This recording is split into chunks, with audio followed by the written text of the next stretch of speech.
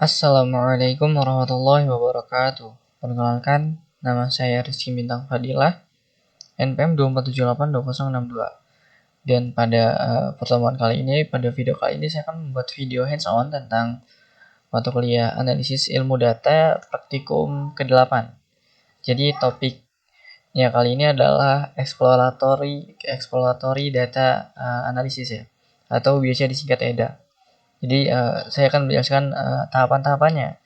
Namun sebelum masuk ke situ, izinkan saya untuk menjelaskan pengertian dari exploratory data analisisnya dulu ya. Jadi biasa disingkat EDA. Jadi itu adalah proses analisis awal untuk memahami isi dan struktur data sebelum dilakukan pemodelan atau pengambilan keputusannya lah. Dan pada tahapan ini juga itu tuh mencakup seperti kayak pemeriksaan data, lalu diperiksa tipe datanya, lalu pembersihan data apabila ada data yang salah atau kayak kosong gitu. Terus kayak di dalamnya tuh ada juga analisis datanya, analisisnya secara deskriptif ya, serta pembuatan visualisasinya dari masing-masing tiap datanya untuk menemukan pola dan hubungan antar variabel.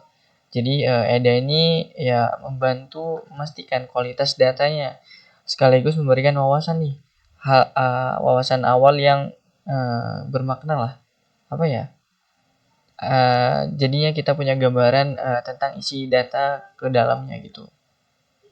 Nah, exploratory data analisis sendiri itu punya tahapannya masing-masing ya, yang akan nantinya dibahas pada video kali ini. Jadi pada langkah pertama dalam EDA itu adalah persiapan dan pemahaman data. Jadi di sini saya menggunakan data yaitu whole activity data. Jadi saya sendiri kebagian data tersebut ya. Nah, di dalam data tersebut di tahap langkah pertama yaitu persiapan dan pemahaman data. Jadi tahapan itu fungsinya untuk mengenal terlebih dahulu nih struktur dan isi datasetnya itu seperti apa. Nah, terlihat di kode yang pertama, di program yang pertama ini, outputnya tuh yang pertama ngeprint 5 baris pertama ya, pakai df hit ya seperti biasa. Oh ya, dan juga di sini ada library-library yang diinputkan, yaitu yang pertama ada pandas, numpy, matplotlib, pyplot, dan seaborn ya, ini untuk visualisasi. Pandas itu untuk analisis datanya, dan numpy ini untuk data-data numeriknya atau kuantitatifnya. Seperti biasa yang sudah dilakukan seperti praktikum-praktikum sebelumnya. Ya, dan outputnya tadi yang pertama itu ada 5 baris pertama. Dan di sini terlihat data-data yang ada di awal atau di ID 1 sampai 5-nya. Kalian bisa lihat sendiri tuh. Ini ada terlihat yang namanya kolom atau fitur ya. Ada ID, age, gender, HCM, WKG, BMI, daily step, dan lain-lain. Kalian bisa lihat infonya di sini ya. Jadi seperti tujuannya tadi, kan di tahap itu bertujuan untuk mengenal nih struktur dan isi datasetnya. Maka ditampilkan yang 5 baris pertama. Selanjutnya, tak hanya itu, di sini juga ada total apa ya namanya? Indeksnya lah, indeks datanya yaitu ada sekitar 1000 baris. Dan kalau untuk kolomnya sendiri atau fiturnya sendiri, ini ada 16 fitur ya. Di antara lainnya ada ID, age, gender, HCM, WKG, BMI, daily step, calorie intake, hours of sleep, heart rate, blood pressure, exercise, hours per week, smoker, alcohol consumption per week, diabetik, dan terakhir ada heart disease. Jadi datanya tuh kurang lebih kalau kita lihat dari kolom-kolomnya, ya itu tuh kurang lebih data kesehatan dari para respondennya ya. Mulai dari tinggi badan, itu dicatat data-data dari si responden yang mengisi data tersebut. Terus ada kalori intake-nya, kalori yang masuknya, lalu berapa jam dia tidurnya, kayak data-data untuk kepentingan kesehatan lah. Dan kalau kita lihat di sini itu ada data types atau data types-nya dengan floatnya itu ada 3, integernya ada 8, yang artinya sekitar 11 data atau 11 fitur itu termasuk kuantitatif dan 5 fiturnya adalah kualitatif. Di sini ada tipe data kolomnya diperjelas ya. Lalu di sini ada hitungannya juga diperjelas juga dengan programnya, yaitu menghitung data-data yang kuantitatif dan kualitatifnya. Di sini disebutkan juga nih data-data variabel kuantitatifnya apa aja. Dan yang pertama itu bakal dicek jumlah data duplikat juga di dalam persiapan pemahaman data ini, karena ditakutkan ada data duplikat. Selanjutnya, di sini juga diberikan output, yaitu statistik awal dari variabel numerik. Ini hanya sebatas statistik awalnya yang belum diubah, dibersihin, dan diolah seperti yang lain-lainnya gitu. Jadi ini statistik mentahnya lah. Namun kalau kita lihat data ini lumayan bagus juga ya, karena dia nggak ada jumlah data duplikatnya, yaitu 0 ya di sini. Lalu kalian bisa lihat nih statistik awal numeriknya atau kuantitatifnya tuh ada. Misal dari ID itu ada count, min, std, min 20%, 50%, 75%, max. Jadi kayak kalau kita lihat di Edge lah nih ya, fitur Edge ini rata-rata usianya tuh ada di 49,8 tahun. Sedangkan BMI, kalau kita lihat BMI ini rata-ratanya tuh ada di 26,7 ya. Dan ini termasuk kategori overweight ringan ya. Lalu kalau kita lihat di daily step nih, langkah per harinya nih, rata-rata responden tuh melangkah sekitar 10.700 sekitar 10.717,034 dan seterusnya. Dan di sini ada rata-rata jam tidur. Terus kalau kalian bisa lihat minimal responden atau usia paling muda responden yang ada pada data ini adalah 18 tahun, sedangkan usia paling maksimalnya itu ada di 79 tahun. Lalu kalau kita lanjut, di sini ada output dari statistik awalnya dari variabel kualitatifnya. Di sini ada kayak gender, misal gender tuh di dalamnya tuh ada sekitar laki-lakinya ada sekitar 523 dan female-nya atau perempuannya tuh ada 477. Ya kalau ditotalin tuh ada 1000 ya, pas dengan jumlah data yang ada dalam data ini. Tuh kalian bisa lihat yang misal fitur lain nih atau kolom lain kayak smoker. Jadi sekitar 809 responden itu tidak merokok dan 191-nya itu merokok. Itu merupakan penjelasan dari tahap persiapan dan pemahaman data. Selanjutnya kita akan lanjut ke langkah kedua, yaitu pembersihan data. Jadi setelah kita cek di awal itu kan hanya sebatas mengenal data ya, mengenal awal data itu bagaimana. Nah di tahap kedua itu kita bakal memeriksa nih dan menangani data-data yang kosong atau yang anomali kayak duplikat tadi. Namun kan di awal sudah kita cek nih duplikat tuh nggak ada, jadi untuk kategori duplikat data ini termasuk aman gitu. Dan kalau kita lihat di sini output dari langkah kedua yaitu jumlah missing value per kolom 0 semua. Jadi kolomnya tuh nggak punya missing value. Jadi presentasi missing value dari masing-masing kolom ya 0%. Karena mereka tuh nggak punya missing value-nya. Tuh. Jadi data ini termasuk data yang bersih lah ya, nggak kotor. Jadi kan biasanya data itu ada missing value, terus duplikatnya itu biasanya data-data yang masih kotor yang belum terolah. Namun ini pun data yang belum terolah pun sepertinya juga bersih kelihatannya. Lalu di langkah ketiga kita bakal masih ada di pembersihan data, namun yang dibersihkan kali ini adalah outlier yang tipe datanya tuh enggak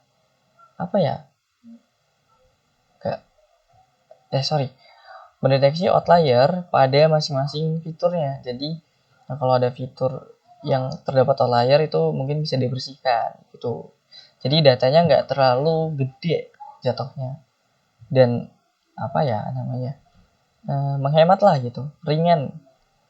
Jadi pada langkah ini kita bakal mendeteksi outlier dengan box plot. Jadi kalau bicara outlier itu adalah data yang memiliki nilai jauh berbeda dibandingkan mayoritas data lainnya. Dan mendeteksi outlier ini bisa dilakukan dengan metode interquartile range atau IKR yang bisa disingkat kayak gitu.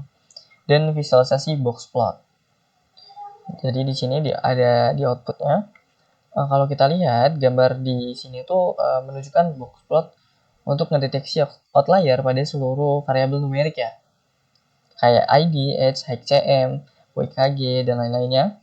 Jadi dalam dataset ini dan dari grafik ini terlihat bahwa sebagian besar variabel tuh seperti kayak age nih ya, lalu HCM, WKG, BMI, heart rate, ya, dan exercise horse, lalu kayak alcohol consumption itu punya distribusi data yang cukup normal tanpa adanya nilai ekstrim yang menonjol atau outlier gitu ya. Sementara itu nih di daily steps dan calorie intake itu tuh menunjukkan kayak penyebaran nilainya tuh lebih luas gitu dibandingkan yang lainnya. Dan beberapa titik ekstrim itu ada di bagian atas kotaknya. Kalau misalnya kotaknya tuh, jadi nilainya tuh tinggi-tinggi pada kolom daily step dan calorie index. Itu yang menandakan individu yang sangat aktif pada daily step ini individunya sangat aktif secara fisik. Jadi kan kalau kita lihat di sini rentangnya tuh lebih dari 15.000 sampai 19.000 ya. Kalau index-nya, ya nggak sih? Dan ini per hari. Dan sedangkan variasi pada calorie index itu ada di berapa nih? Sekitar 2.500 ke atas ya. Yang mencerminkan tuh perbedaan kebutuhan energi antar individu. Jadi kalau banyak bergerak pasti kalori yang masuk tuh lebih lebih butuh lebih yang banyak gitu. Butuh kalori banyak untuk bergerak lebih banyak juga. Jadi secara keseluruhan deteksi outlier ini tidak ada outlier yang bersifat anomali atau kesalahan data, melainkan hanya kayak perbedaan alami antar responden, kayak banyak yang melangkah atau responden ini tuh langkah kaki per harinya tuh banyak gitu, sedangkan yang ini dikit. Jadi perbedaannya hanya pada hal itu tuh.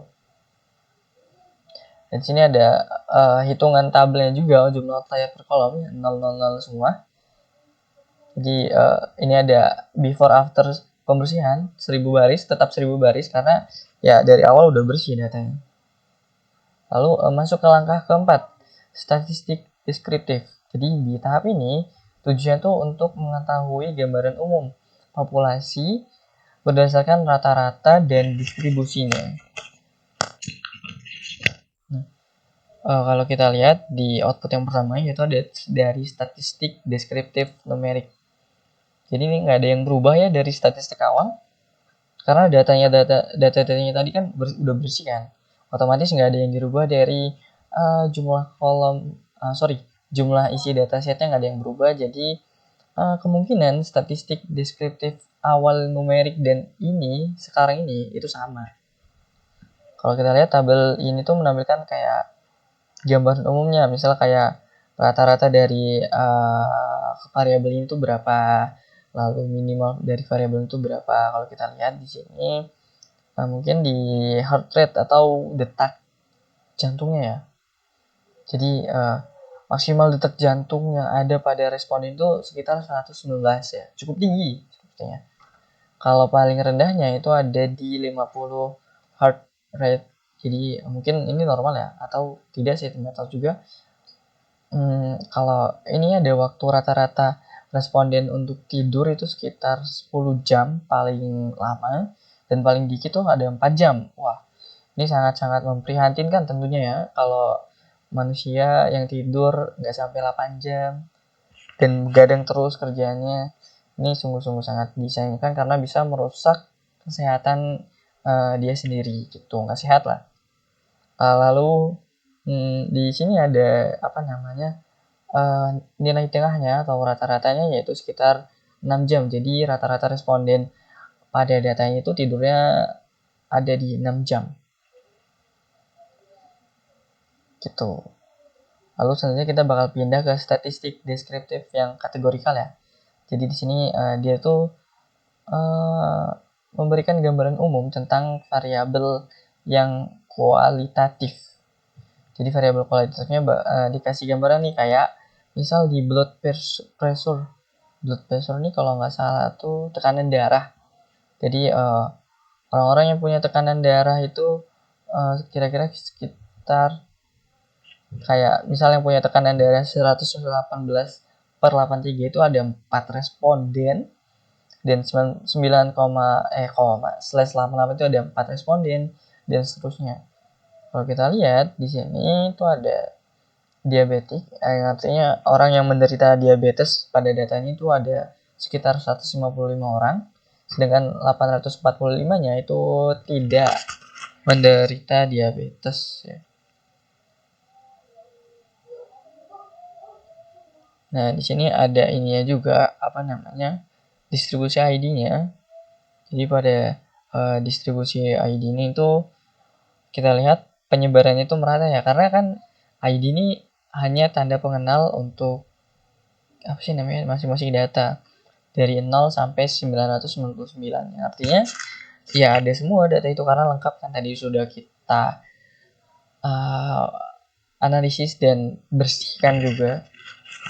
Karena dari awal memang data ini kayaknya udah bersih. Jadi nggak ada yang perlu ditindak lebih lanjut. Lalu kita bakal masuk ke langkah kelima, yaitu analisis hubungan antar variabel. Jadi tahap ini itu bertujuan untuk nemuin pola hubungan antar variabel numerik dan kategorikal atau variabel kuantitatif dengan kualitatifnya. Jadi analisis ini tuh dilakukan dengan korelasi person dan visualisasi seperti heat map, scatter plot yang titik-titik itu, dan box plot ya, serta box plot. Kalau kita lihat di output langkah kelima ini ada heat map ya yang pertama. Jadi yang kalau kita bisa lihat di heat map ini ada hubungan antar variabel yaitu HCM dan WCM ya kalau kita lihat yang pertama nih. Jadi menunjukkan korelatif sedang. Artinya kayak semakin tinggi seseorang, umumnya semakin berat badannya gitu. Nih, Y cari yang jadi ada di nih 0 min 0,05 tuh. Jadi secara umum korelasi kalau kita lihat dari heat map ini korelasi antar variabel numerik tuh sangat rendah ya. Tadi kan dibuktikan dengan keterhubungan antara weight dan juga HCM. Dan terlihat kalau dari dominasi warnanya itu biru muda yang artinya tuh ya rendah. Jadi semakin biru itu semakin rendah hubungan antar variabelnya, korelasinya gitu.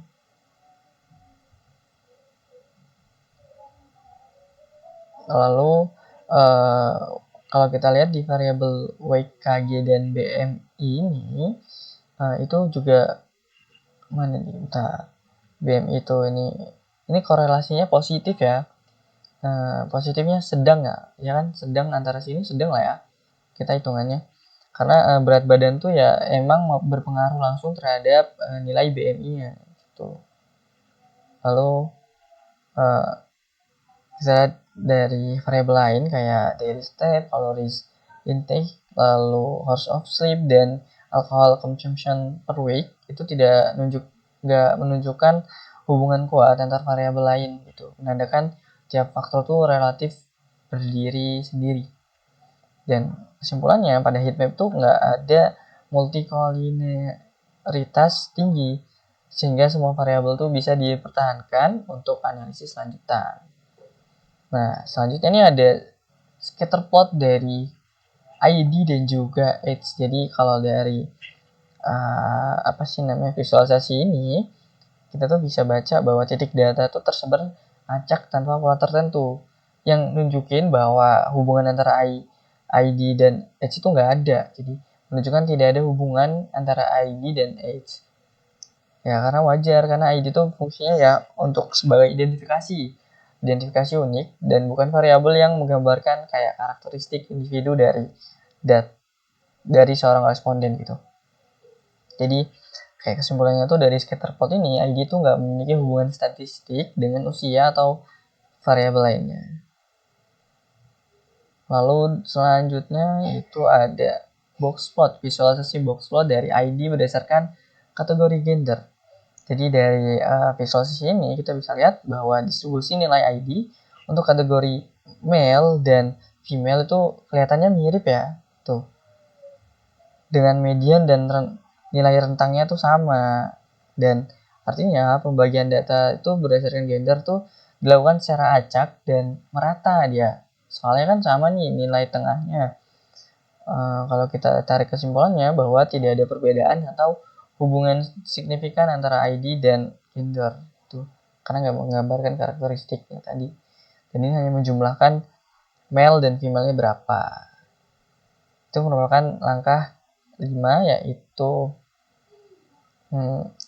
analisis hubungan antar variabel.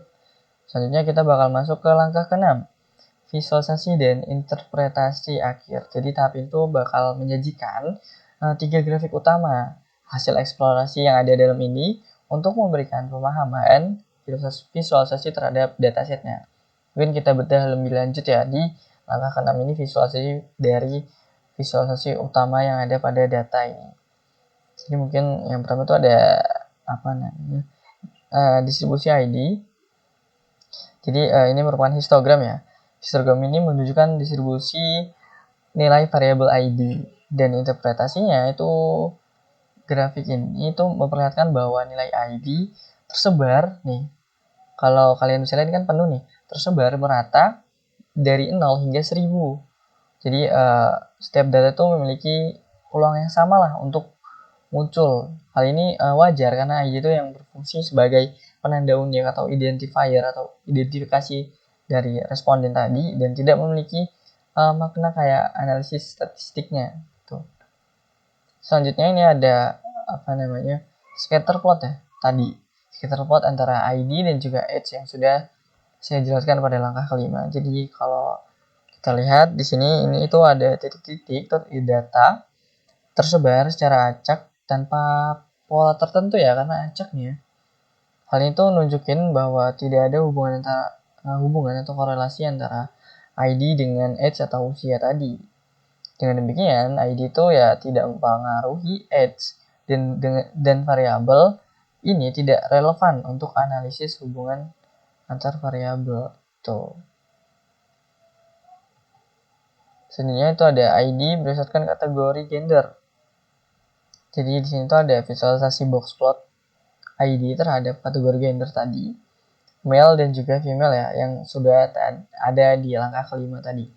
Jadi interpretasinya tuh ya nilai ID pada kedua kategori itu memiliki distribusi yang hampir sama, karena kita bisa lihat ini hampir sama ya, dan nilai min-nya juga tengah atau nilai median dan rentang nilainya itu lumayan seimbang.